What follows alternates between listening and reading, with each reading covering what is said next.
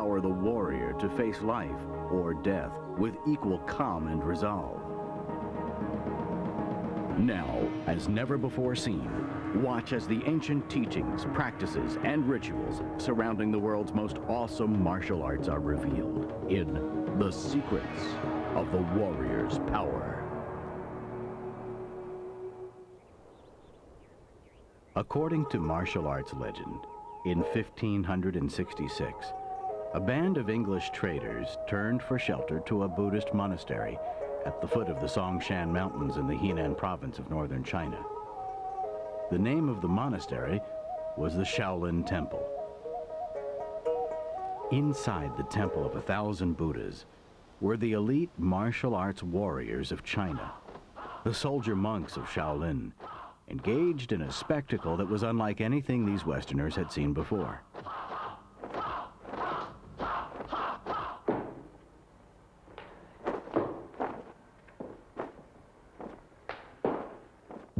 But in the climate of dynastic intrigue and repression that characterized the dying days of the Ming Dynasty, the martial techniques under practice were a closely guarded secret. Questioned by the traders, their guide would offer only one explanation. Kung Fu, he said. They are training to master an art. The films of Bruce Lee and others brought Chinese Kung Fu to audiences of millions worldwide.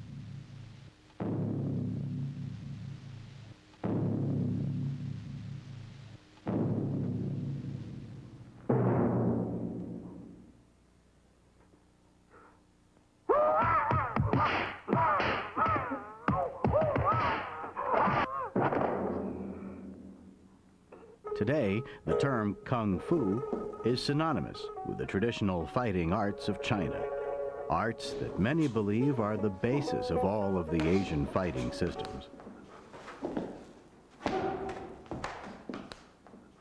When compared to Korean Taekwondo or Japanese karate, for example, some of the differences are easily visible.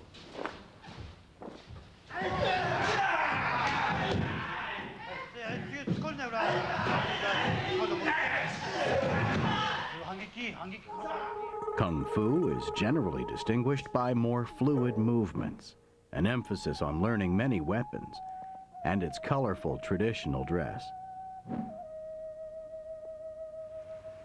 It is, some believe, the most beautiful of all the martial arts.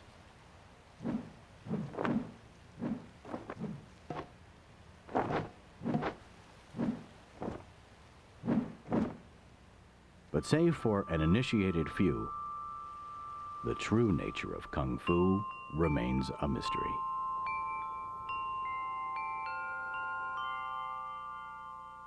It began with one man, a Buddhist monk, the third son of a Brahmin Indian king. His name was Bodhidharma. In 527 A.D., Bodhidharma went to China to the court of the Chinese Emperor Wu. Buddhism, he learned, had been tampered with. It was no longer just an internal mental act of devoting oneself to Buddha, but one that now took specified public acts of devotion. Rituals involving calligraphy, the adornment of shrines, and the building of tributes honoring Buddha. When the emperor asked for Bodhidharma's reaction to the great temples and shrines he constructed to honor Buddha, Bodhidharma replied, "These are but as shadows of the forest. They are empty and have no substance." Bodhidharma would have to tackle the problem at its source, the legendary Shaolin Temple in northern China. There are two schools of thought on what happened after Bodhidharma left the emperor's court. One is that he went to the Shaolin Temple, and he found them so secularized, so worried about money and worldly things, that he left them in disgust. He refused to teach them his special muscle changes philosophy, which blends mind and body harmony in the martial arts that we know today. He goes off to a cave, he stares at a wall for 9 years. The second school of thought is that instead of going to the Shaolin Temple first, he just went to the cave, stayed there for 9 years meditating, while disciples came seeking attention, until he found a disciple worthy of the information he had to impart. In the 10th year, in a bid to become his first disciple, a monk severed his left arm. His act was the first evidence that Bodhidharma's message had been understood. What mattered was not the external, but the internal. Bodhidharma rose to the side of his first disciple, in whose honor the Shaolin monks would from then on salute Buddha with only one hand. It was time for the teachings to begin. Bodhidharma was a proponent of the concept of qi, the vital energy or essence or life force that we all hold within us. This is a primary concept that's held within the Chan Buddhistic school of thought, or Zen Buddhism as we know it in the West. This qi, or vital essence, could be focused within, taking that inner focus and developing it through mental, spiritual, and physical discipline, which we know as the martial arts. You could aim that energy toward parts of your body. He called this linking energy. And then he could explode that energy into a part of his body for healing purposes, perhaps. That would be called exploding energy.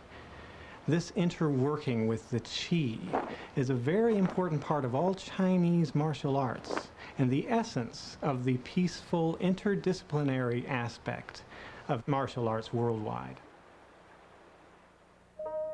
Through Bodhidharma at Shaolin, the theory was it would be possible to maximize external physical strength by maximizing internal strength, the flow of the qi. For the monks of Shaolin, this meant one thing: survival. Throughout the temple's history, the monks had faced what appeared to be an irreconcilable conflict. They had to defend themselves against the threats posed by constantly shifting political alliances, while at the same time preserving the spiritual harmony that defined a life dedicated to Buddha.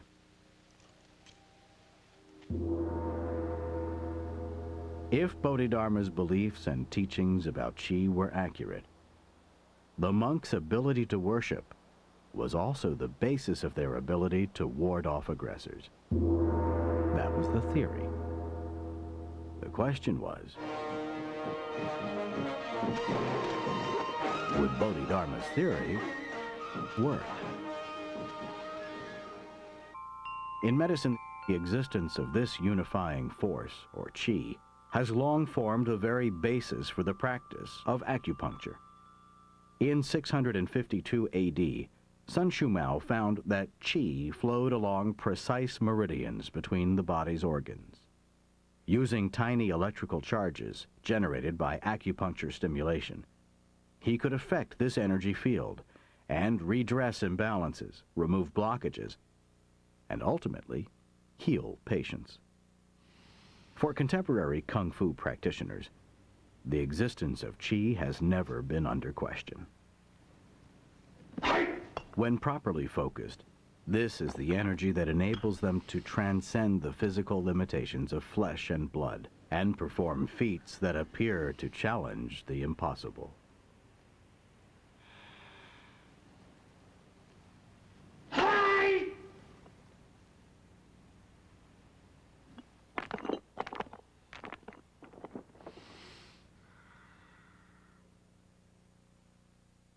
In the 20th century, the advent of electromagnetic imaging technologies enabled Chinese scientists to gather proof of qi's existence.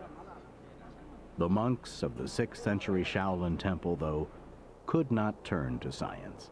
They had to put Bodhidharma's theory to the test. To maximize qi, they meditated.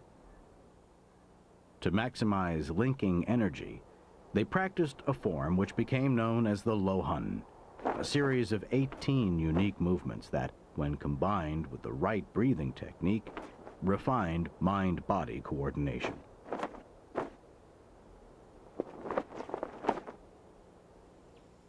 To develop explosive energy, they followed a training regimen of unparalleled severity, a regimen with one objective: to create a warrior whose resolve no aggressor could disturb.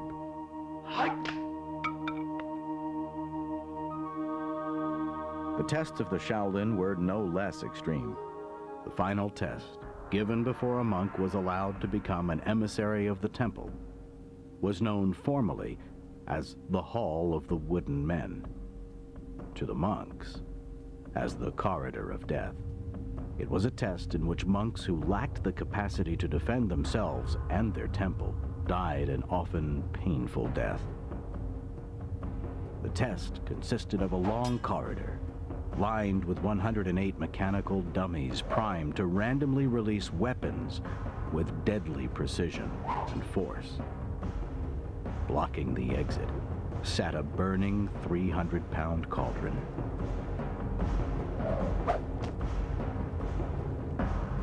For those who reached the cauldron, the reward was the intense pain of burning flesh and the indelible brands of the Shaolin.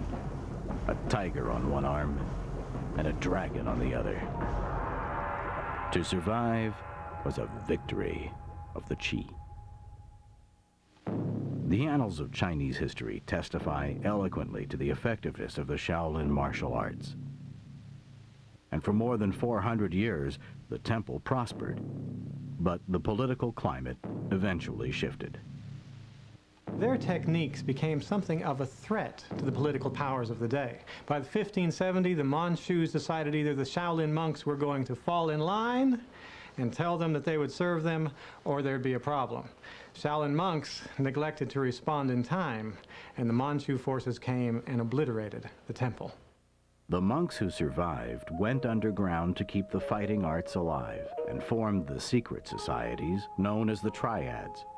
For the next 300 years, the Triads became a focal point for political resistance.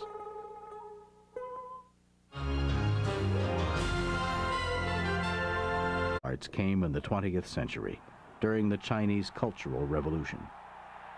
With the rise of communism, the Chinese government under Mao Zedong denounced all practice of the martial arts as futile and superstitious.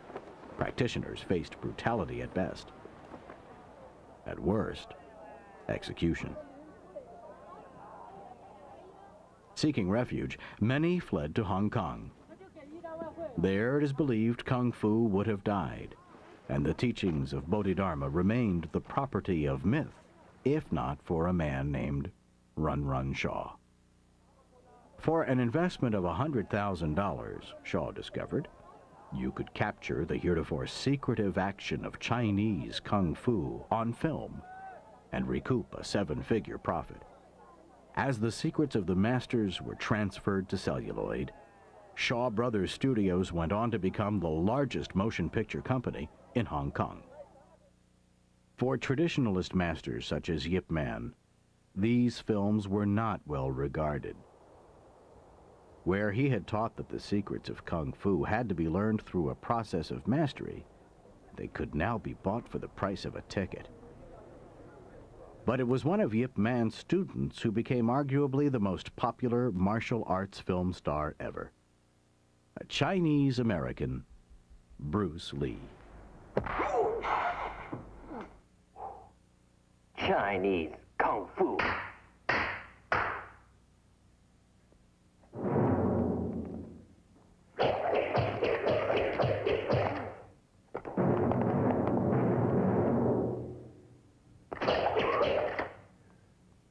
Get him!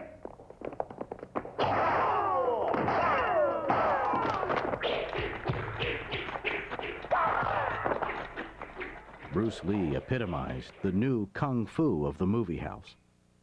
But he also broke the mold. Lee hungered for knowledge and delved deeper into the philosophies that underpinned his ability. Bruce Lee had a dynamic stage presence, so it's easy to forget some personal aspects of his life. He actually had 3,000 books or more in his library, all of which he read.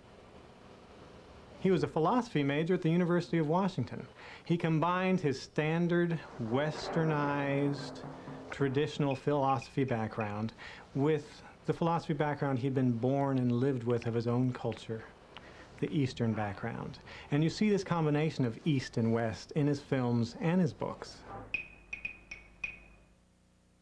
At age 27, Lee's beliefs took shape. He broke with Yip Man to form a new martial art. It was called Jeet Kune Do, the way of the intercepting fist. Unlike the traditional martial arts, Jeet Kune Do had no rules or classifications, yet it shared many of their stances and techniques. It offered the warrior freedom from the confines of style, enabling him to respond better and faster in combat.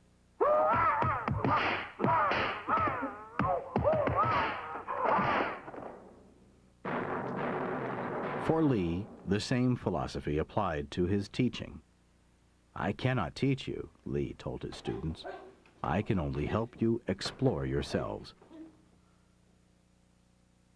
But Lee was not alone in keeping alive the spirit of the arts. The year was 1978, and the Beijing police were at an impasse. China's triad gangs, their martial techniques intact, had resurfaced with a criminal focus and appeared to threaten the very rule of law.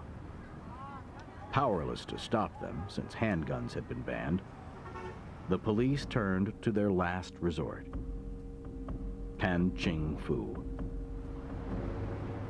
The man who, at the age of 30, had already been a national legend for nearly 20 years.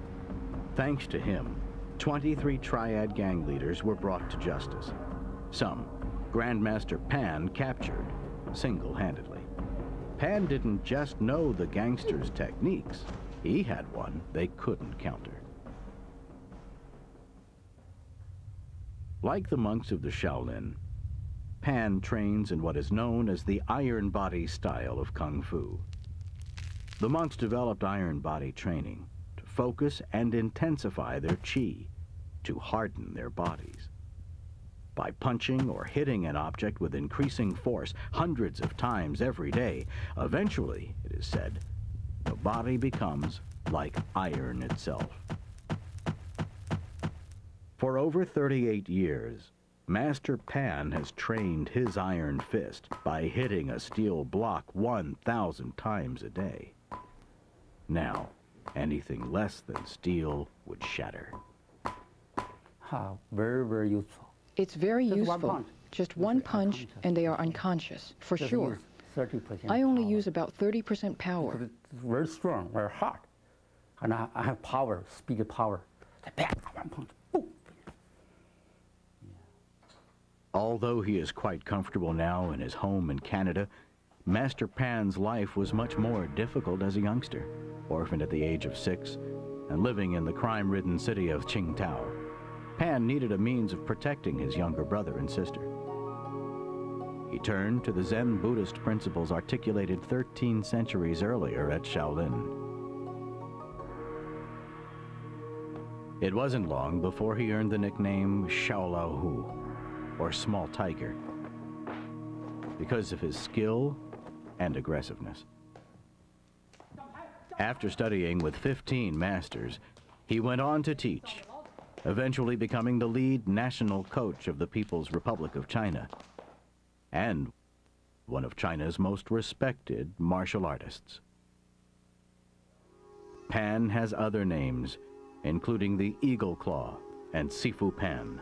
But the most common comes from the 1990 cult martial arts feature Iron and Silk. To audiences worldwide, he is known from that film as the Iron Fist.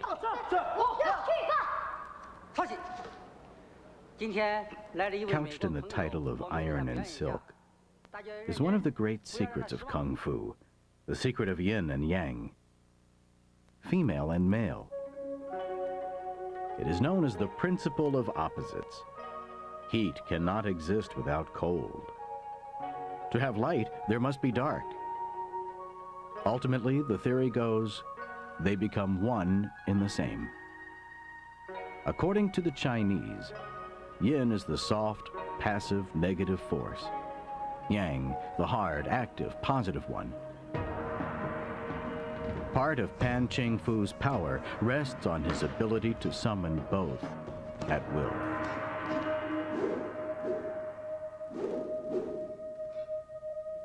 Power, speed and power, and accuracy. Master Pan's power also comes from continuous, rigorous training. To maintain flexibility, daily stretching for nearly every part of his body is a necessity. This stretching, plus placing 200 pounds of steel on his extended legs every day, helps him stay limber and cultivate what Bodhidharma called the linking energy needed for Qi.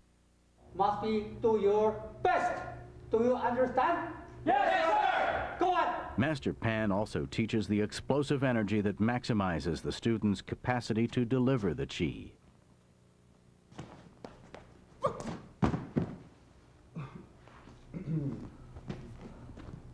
As in most Kung Fu schools, strict discipline goes hand in hand with a close camaraderie. Neck, grab shoulder.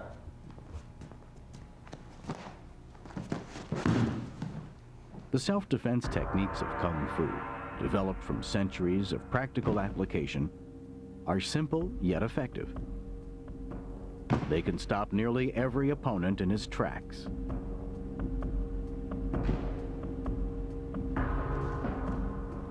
If it doesn't hurt, you're probably doing something wrong.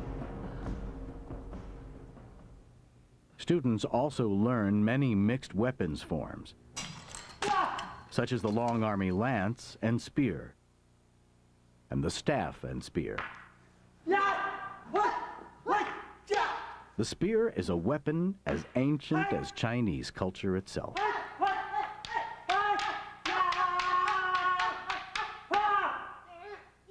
To master it is a milestone for the aspiring disciple. The Chinese spear, both in 9 and 18-foot lengths, combined a thrusting point with a slicing blade. It was a devastating weapon. For foot soldiers, it was one of the last defenses against oncoming cavalry. In the 1800s, the British acknowledged its superiority over their bayonet. The Tai Chi sword, a lesser-known component of the popular art of Tai Chi Chuan.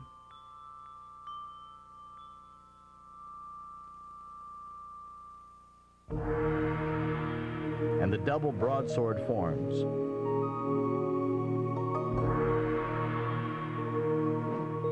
Spinning swords that can turn a man into a windmill of death.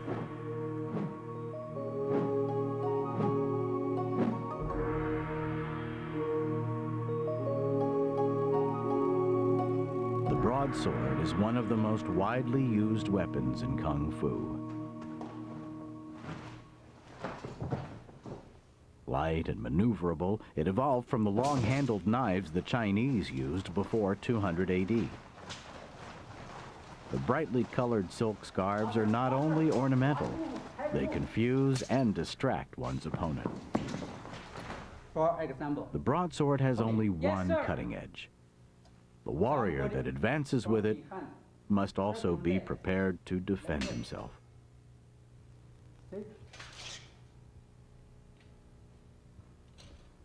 show again, show again.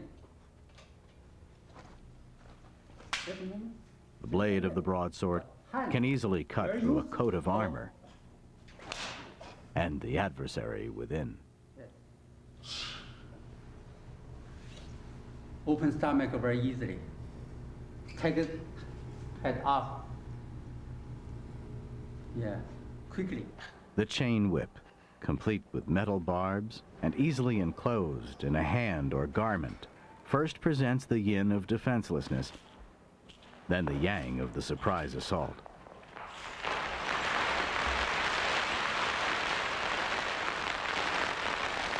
The weighted end of the spinning chain can exceed speeds of 170 miles per hour. All of these, both empty-handed and weapons forms, heighten the student's mind-body coordination. As with the Shaolin monks, the culmination of practice for Pan and his students is control over the Qi. One of the most challenging and difficult regimens Master Pan teaches is the Kung Fu breakfall form. The breakfall form builds suppleness and pliability, so the warrior can attack like iron, yet land without injury like silk. Again, the yin and yang. Because of the many dedicated Kung Fu practitioners, Master Pan and others, there's been a surge of new interest in the Chinese martial arts. The epicenter of that movement, it appears, is still rooted in Shaolin.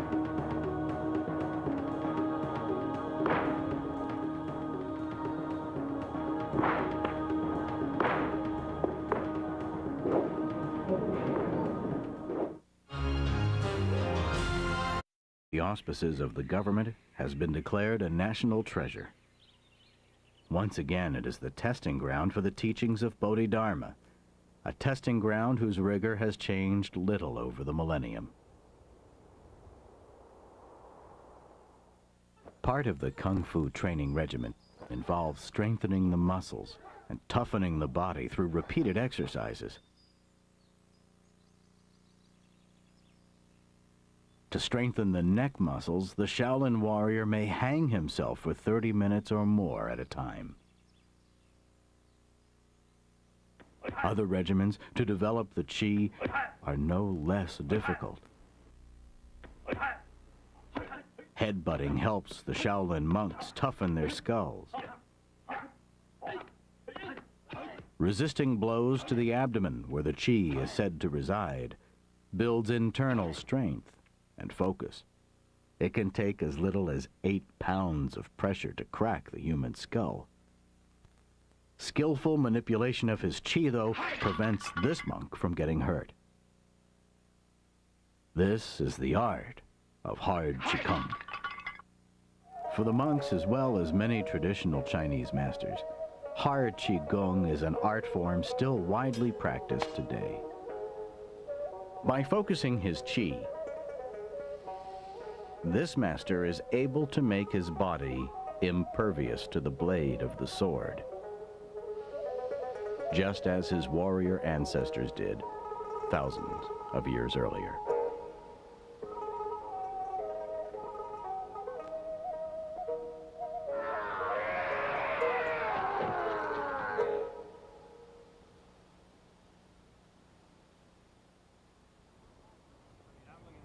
For over 15 centuries, the skill of hard qigong has protected the monks of Shaolin from assault.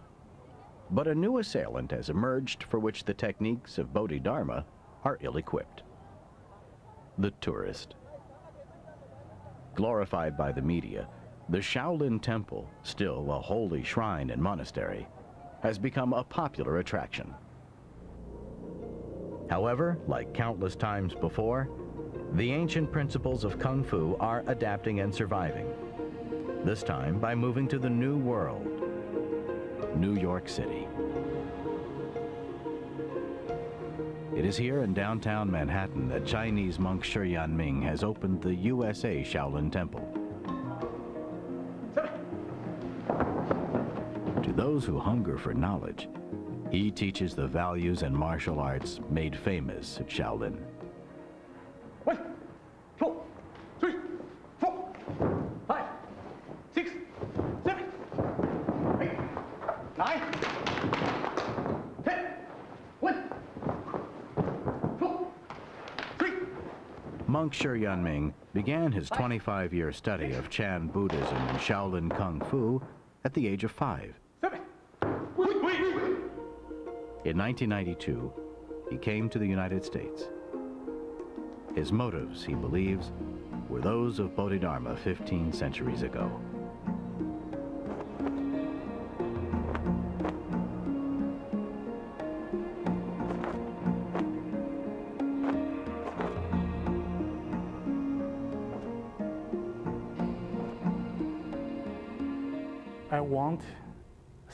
I want to stay here and teach Chinese Buddhism, Chinese culture, and Shaolin martial arts. And I want to help promote world peace.